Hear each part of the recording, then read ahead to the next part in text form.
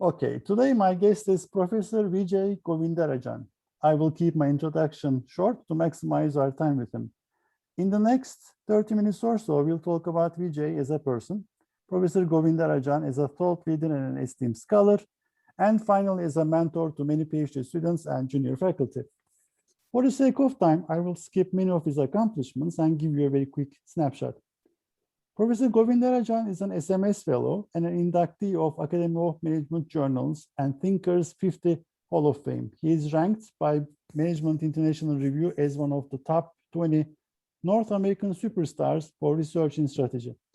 One of his papers made the top 10 most often cited articles in the 50-year history of the AMJ. And Vijay has published both in top academic journals as well as the most prestigious practitioner journals.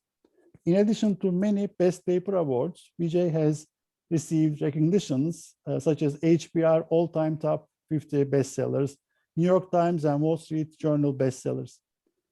His academic and practitioner works have received, among others, Thinkers 50 Awards, Carl Sloan and McKinsey and Accenture Awards, and GLEC Best Paper Research Award from the AOM. He frequently appears in international media outlets such as the Business Week, Business World, India Today, and he has worked with or consultant CEOs and top management teams in more than 40% of the Fortune 500 firms. Thank you, Vijay, for joining us. Thank you very much for having me. Vijay, what did you want to become when you were a child? An airline pilot. Interesting. And when did you grow out of it? You know, I got my purpose in life fairly early on, I would say. Perhaps in my teens. That's when I really figured out what I want to do when I grow up. And that's really from my grandfather. My grandfather is just about everything for me. And I don't know how many millions of hours he spent educating me. I grew up in a very small town. I'm unlike others who have come to this country. Small town, a frog in the well, but my grandfather was my inspiration. And one thing I learned from my grandfather was when I didn't know what he was doing when I was really young, but I understood what he was doing when I turned to my teens. What happened was my grandfather used to go every weekend on Saturday and Sunday in our little town. There is a big banyan tree. He'll sit underneath that tree and educate what we call untouchables in the Indian society. And I didn't know what he was doing when I was really young. But when I turned teens, what I saw was lots of people came to my home. Doctors, engineers, teachers, professors, thanking my grandfather for the education that they received from him when they were young. And that made an impression on me. Therefore, I said, I want to make an impact on the world. That is going to be my purpose. That's going to be my mission. That's what gets me waking up in the morning every day. Of course, you can make an impact on the world in many different ways. I choose to do it as an academic by creating ideas that impact the world. So that's when I really found, I don't want to be an airline pilot. I want to be a person who really creates an impact on the world. And subsequently, I got the idea to be an academic and business academic, and my impact is through creating ideas. How did you choose innovation? How did you choose IB? How did you choose the global aspect of business? I think that came very naturally to me. You know, I grew up in a relatively poor family. And in my formative years, what I saw was lots and lots of problems and very few resources. And if you got lots and lots of problems and very few resources, the only way you can solve your problem is through innovation. There is no other way. You can't throw money at the problem. We don't have money. That is why I got passionate about this topic of innovation. And I knew a poor country like India can really become advanced only through breakthrough innovation. So I got really passionate about that. Therefore, my interest in global was very natural, even though when I went to the US through some process of luck, I got admission to Harvard Business School. I did my MBA and doctorate there. Since that time, I committed myself to understanding everything I possibly can about this topic of innovation. But initially, my focus was on American companies. And because I was teaching first at Harvard Business School and then at Tuck School at Dartmouth. But in year 2008 and 2009, General Electric, Jeff Immelt, invited me to come to GE. And I took a 2-year leave of absence from Dartmouth and went to work full-time in GE. And what he wanted me to do was to grow GE businesses in India and China. And that's when I saw the opportunity for breakthrough innovation in countries like India and China. And then I also convinced GE that actually you can bring those products into other emerging markets, and guess what, even into the US. And that's when we created reverse innovation. So for me, my 2008 and 2009 brought me full circle. My interest in innovation started in India, that kind of finished in 2008 and 2009 with this notion of reverse innovation. This was interesting. This was very interesting. Something that is not on your CV, something that not many people would know about you. Again, talking about my global passion, I love travel. In fact, myself, my wife, and my 2 daughters, because we live in the US, we have no relatives here to visit. We are not Christian, so we don't celebrate Christmas. Any vacation we get, we take off. In fact, I give my wife my calendar at the beginning of every year, and she marks off 10 weeks. And I don't touch those 10 weeks. Even if a company gives me $1 million, I will not accept that. Not 10 weeks at a stretch, but we go on vacation for 10 weeks.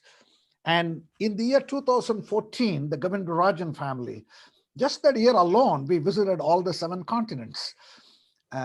We started in New Zealand, Australia, and ended in Antarctica.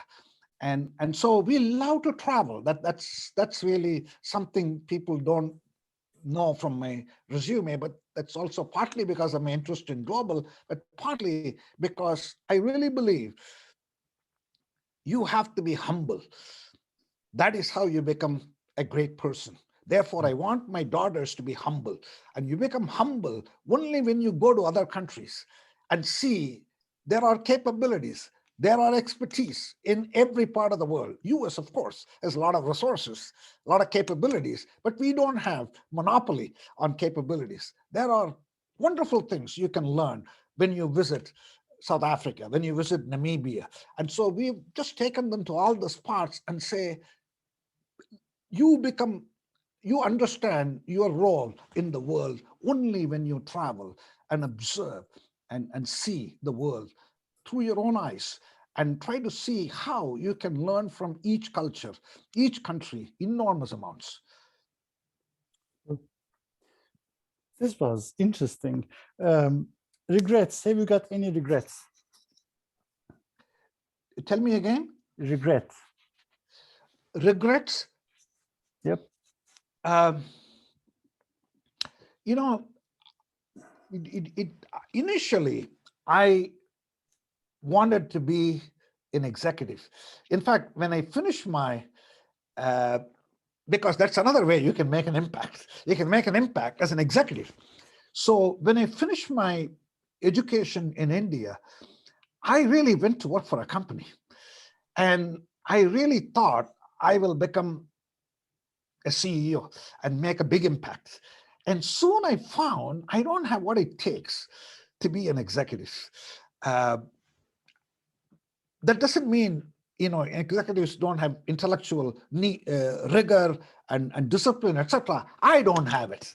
Mm-hmm. And that is why when I did my MBA at Harvard Business School, I could have become, in fact, I got an opportunity to join Boston Consulting Group. And I decided at that time, I don't have what it takes to be an executive, but I can make an impact on the world by being an academic. If I have a regret, I say probably I wish I had acquired the skills and capabilities, because a CEO of a large company has a lot of resources and they can make an impact on a very large scale. But looking back on my career, I feel like I have made an impact in a different way. By that I mean the scale of impact can be quite significant as an academic. Uh, Suppose you have 24 hours in a day. As a CEO, suppose you can make 10 good decisions in those 24 hours. As an academic, in those 24 hours, if I can train 10 good managers, and if each one of them can make 10 good decisions, I will create 100 good decisions. Therefore, in a way, I've realized that the impact academics produce is generational impact. Even after I'm dead and gone, my books will be still there.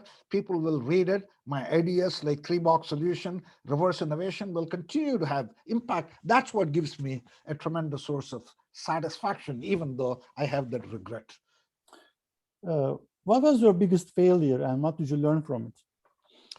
I think my biggest failure, as I told you, was going to work for a company and figuring out very quickly that I wasn't cut out for it, even though I felt intellectually I was better than everybody that I was working with. But I think the kind of intelligence it takes to succeed in an organization is very different than the kind of intelligence that I possessed. And it was a failure from which I learned an important lesson, that you have to build from your strength. Don't overcome your weaknesses. And if you have limited time in the world, so if my strength is 75 on a 100-point scale, I would rather invest and move that 75 to 100 rather than taking a weakness, which is 10 on a 100-point scale, and try to move that 10 to 25. So it was an important lesson that I learned by actually having that experience. Let's talk about research a bit. I normally ask, you're stranded in a small village, your car breaks down, locals are curious about you. But in your case, I would like to ask, how do you explain your research to executives and people who don't read your scholarly work regularly? How do you explain your research to managers, and how do you explain why is it important? It's very simple. I work on wicked social problems which can be solved through breakthrough innovation. Therefore, my tagline is, and I also work with large established companies because they have the resources, they have the scale to solve big problems, global problems.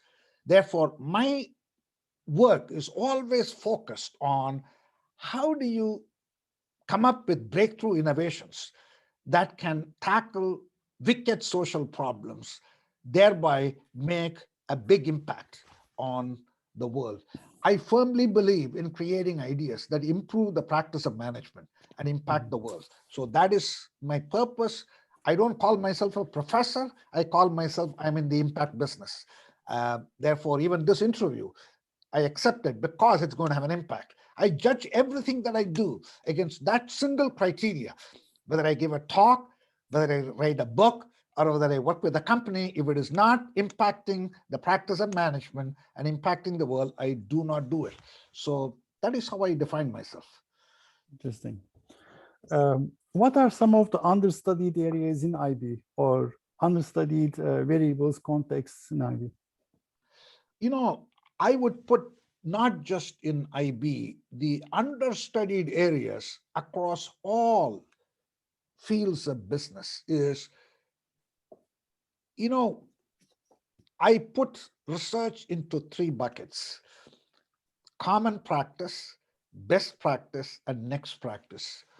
And common practice is you set up a hypothesis, collect data from 1,000 companies, and then say all the 1,000 companies do it. Rigorously, you test the hypothesis. That has almost no impact because essentially you're telling me everybody's doing it. Best practice is collect data from 40% of the companies set up a hypothesis, test it, at least then remaining 60% can do it. Next practice research is study just one company or very limited set of companies and try to extract from it a framework, a big idea. This kind of next practice research could be tricky because it can be a false alarm. It can be an idiosyncratic situation. Therefore, you have to be very careful in the rigor that you use. The next practice research is more agenda setting type research. When I came to this country in the late 70s, when I did my doctorate, I was surrounded by people who were coming up with big ideas. Lawrence and Losh, big idea. Differentiation and integration based on 6 case studies.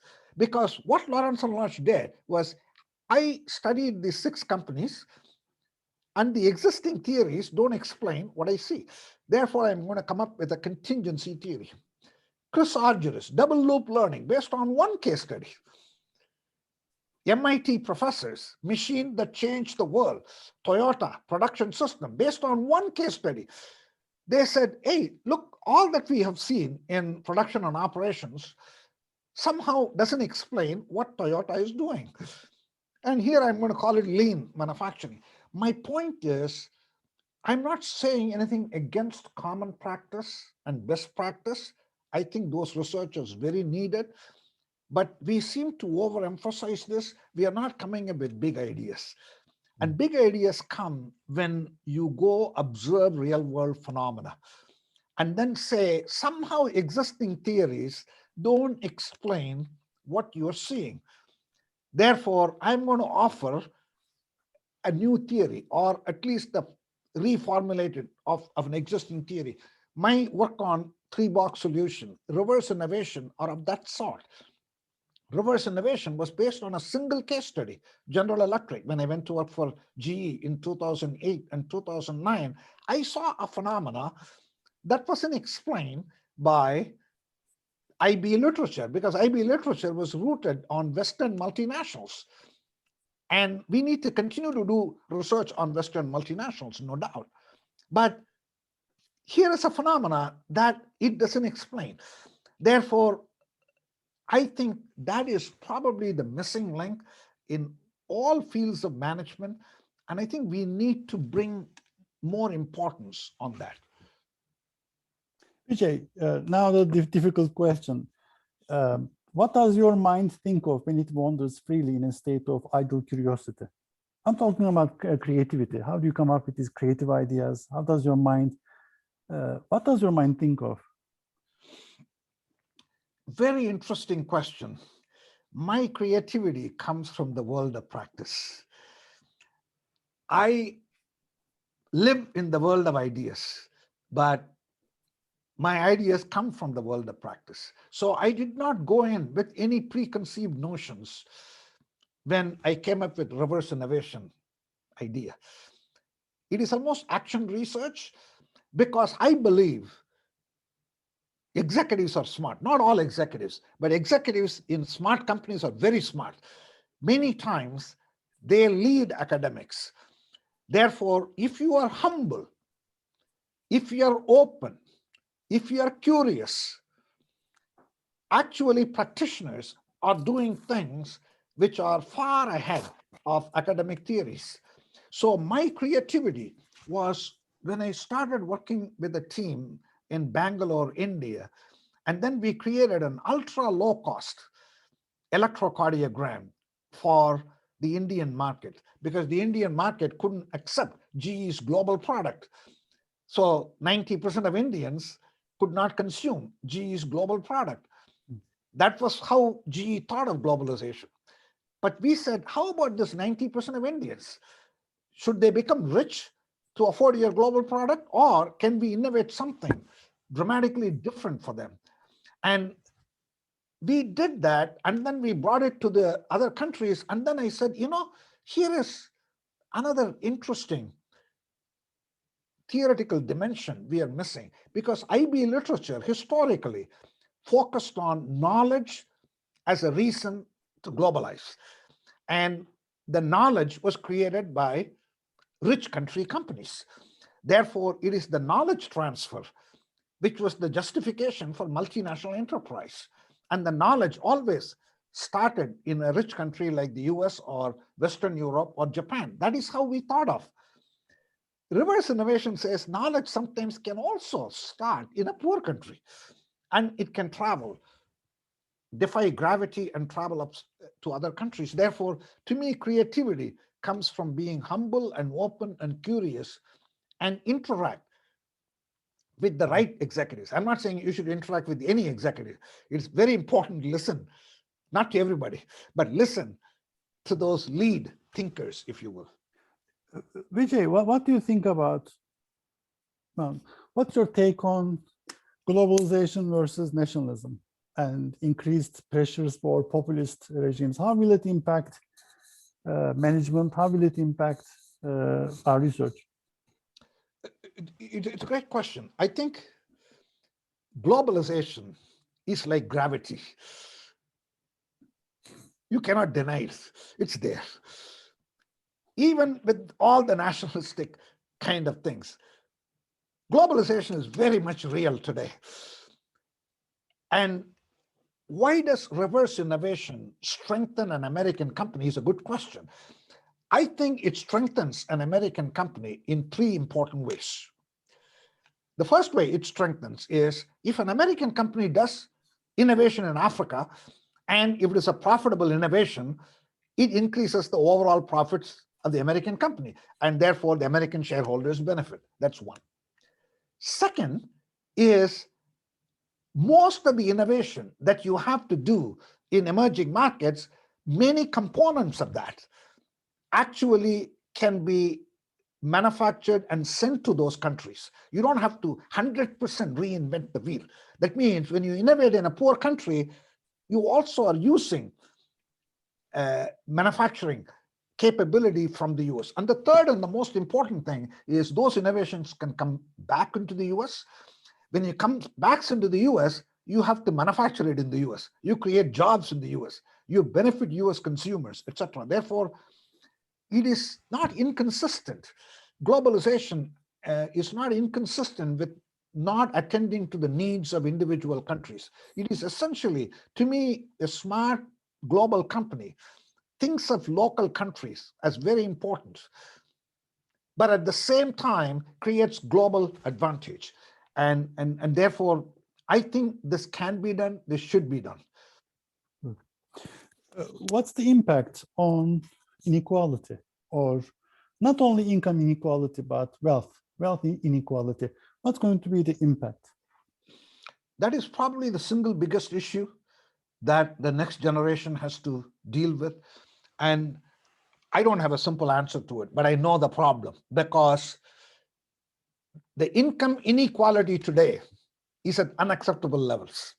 The difference in income between rich and poor has reached alarming proportions. I think a recent study, if I'm quoting it correctly, said something like the top richest people, top 84 richest individual, their wealth is more than the wealth of the bottom 3.5 billion people.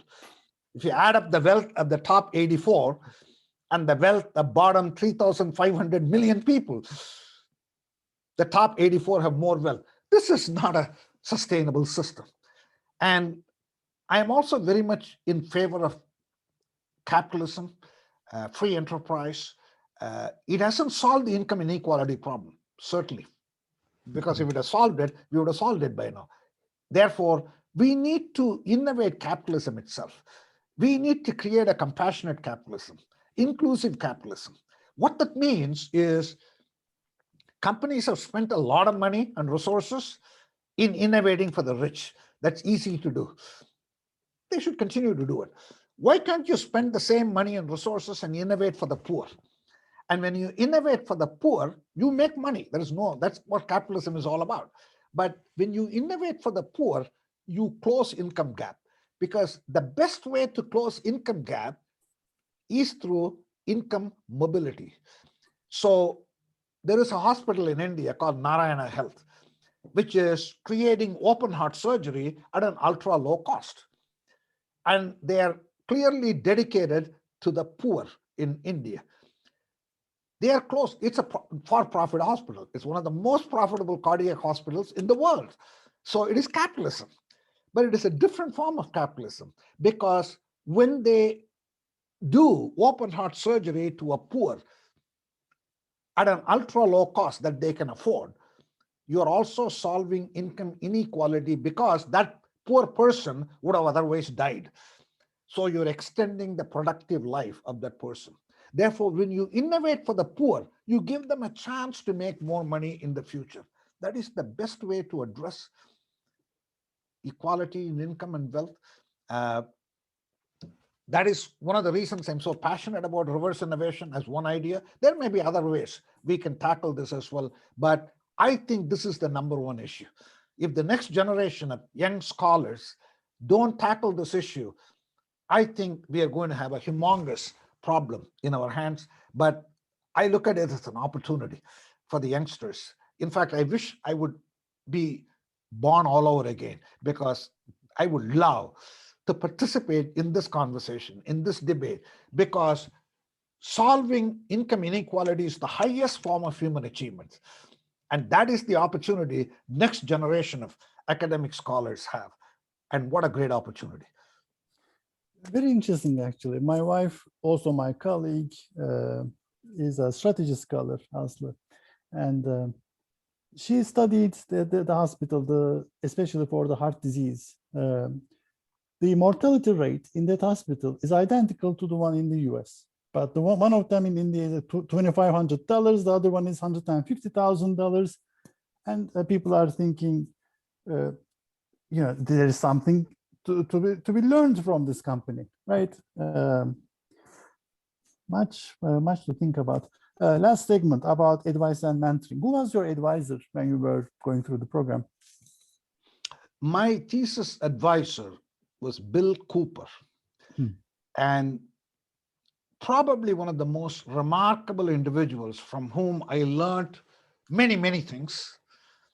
But the most important thing that I learned was you have to be a continuous learner.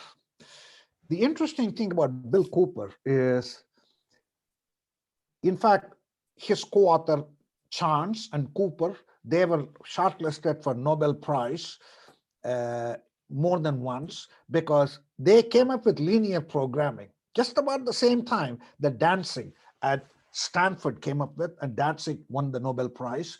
And Cooper does not have a PhD. That's the other interesting part. He does not have a PhD. But he started in linear programming. So that's like totally different from innovation or whatever he was coaching me on, he was guiding me on. But he at once was a thought leader in operations research, thought leader in economics, thought leader in strategy. He taught for a number of years at Carnegie. And this is the classic Carnegie tradition. In fact, when Carnegie started, there were 10 faculty: Chance, Cooper, Simon, Syed, March, these are Thompson, these are big names. The reason Miller, Modigliani, these are big names. The reason they are big names is they are not siloed. They are never siloed. They were always curious about management problems. And they didn't put themselves in a compartment. And therefore, they were multidisciplinary. That's how you look at the world. Big ideas come when you broaden your lens. And he was a continuous learner. I can't tell you how humble it was to work with him, because it's like he will give me a paper with 100 pages with a lot of equations and say, Vijay, let's talk about it after you read it. And next day morning, he will be in my dorm room knocking on my door and say, Vijay, let's talk about it. He said, Bill, you gave that to me yesterday. There's so many equations. He said, oh, you guys are too lazy. And he was so interested, so curious about learning new things. And so he was my thesis advisor, and he came to Harvard Business School from Carnegie Mellon during my PhD days, and that's where I met him. And then he left HBS and went to University of Texas at Austin, because HBS had a 65-year retirement age, and he never wanted to retire. So he died when he was 97 years old, and he was an active faculty at University of Texas at Austin.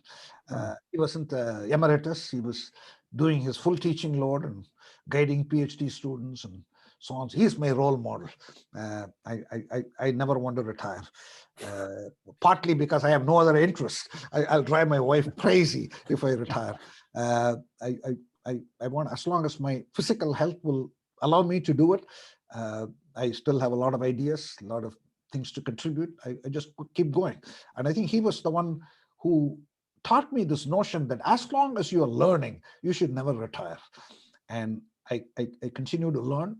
I continue to learn new things, and therefore I'll keep going. Vijay, do you have a couple of short takeaways for junior faculty or PhD students to do what to do and what not to do? I think if I were to say something to the junior faculty, the most important thing that I got is mentorship. I think no matter how smart you are, a PhD program does not allow you, does not fully prepare you to publish rigorous research in top journals. You have to have mentors. And how you find them, how you cultivate them is very critical. And if I were to give 3 pieces of advice, that'll be number 1, mentorship. Find a mentor. A second piece of advice I'll give is focus, focus, focus. What happens in junior faculty, as a matter of fact, those who come to academics, they are very smart, because the smartest of the smart in undergrad or MBA choose to go to PhD. So you are getting the top of the cream of the crop. That means they are very intelligent. That means they can say something meaningful about any topic. Therefore, they get into all kinds of research projects, because they can talk to a colleague and the colleague will say, how about this? And you can give something interesting. Then the colleague will say, why don't you join me as a co-author? Soon you're finding yourself involved in 15 projects. So your intelligence gets you into a project, but that's not enough to get published, because to get published, you have to have deep domain knowledge that you don't have. So the second thing I would say is find a focus and be ruthless, to the point of even being rude to your colleague if someone asks you to do something outside that focus area. Be even rude and say, I don't want to do it. And if that colleague is a smart colleague, your friend, they will understand. If they don't understand and hold a grudge, they're not a good friend anyway. So I would say that's my second advice, focus. Third, I would say have an impact with your research. And just publishing for the sake of publishing, why? Life is too short. Therefore, have an impact. That doesn't mean I want them to do what I'm doing. I have an impact, which very rarely academics do, which is I not only create ideas, I not only publish them in academic journals, I not only publish the same ideas in Harvard Business Review, but I take those ideas and actually work with CEOs and implement it. That is real impact. I'm not saying you need to take all the way there. But even if you don't want to publish in Harvard Business Review, that's fine. But publish in academic journals, things which practitioners can benefit from. Other people can do the translation for. So therefore, find something which has got impact and meaning. That's what I would say. Last question. What is one question I should have asked you but haven't? If I were to say, I think we haven't focused as much attention, particularly in the IB field, on business schools outside the US and what they can do to make a significant contribution. Of course, schools like INSEAD and London Business School and so on and so forth there are a lot of scholars there. But I'm talking about business schools in Asia. There are, India actually started premier institutes of management. People don't know that. Indian Institute of Management at Ahmedabad, where I happened to teach for a short while. That started in 1961. C.K. Prahalad, the greatest thinker ever, is a product of Indian Institute of Management at Ahmedabad. 1961. That means they're in existence for 60 years. They haven't created a single idea. And I say it is time for us to tap into the brilliance of these management schools. By that I mean, the best way to do it is they don't have the same kind of research training. Their faculty, they're very smart faculty, but they don't have the same strong research training. And yet I find there are so many Indians like me and Anil Gupta and Ravi Ramamurthy. Ravi Ramamurthy and Anil Gupta are also products of Indian Institute of Management at Ahmedabad. There are so many Indians who graduated from these management schools and done PhDs in the US and are academics in the US. They should partner with a faculty in one of these management schools and make significant contributions to the IB literature, because there are things that are happening in emerging markets that can inform the field of international business. As an example, the entire research on multinational enterprise, as we already talked about, is based on Western multinationals. So in Western multinationals, Ray Vernon created this notion of international product life cycle. What is that? International product life cycle theory says, if you're an American company, when you globalize, go to a country similar to the US, because it is the best way to minimize risk, maximize return. And then, so he rank ordered the countries according to the stage of development. So you start with the most developed economy and work your way to the least developed economy. So if you're an American company, go to Canada first before you go to South Africa. This makes sense. This is the theory of international business. Many companies in India, when they globalize, they don't go to other poor countries. They come to the US first. Mahindra, here is a tractor company. They are number one, by the way. In terms of number of units sold, John Deere is number 2. They are number 1 in terms of units sold in the world. When they globalized, they came into the US, which is the most difficult country. So are they fools, or is there a theory there that we don't fully understand? And I think we need to partner with these faculty. So if there is one issue that I would put forth is IB scholars in the US need to reach out to whoever they know in business schools outside the US, especially in poor countries, and partner with them, collaborate with them. What American scholars can bring is rich research rigor, access to the top journals. What the scholars in Brazil or India or South Africa can bring is database. They know the phenomena. They're closer to the market. And that would be 1 + 1 will be 3. Perfect. Thank you so much for your time for this very interesting interview. I learned a lot. I'm sure the audience will agree with me. Thank you, Vijay. Thank you very much.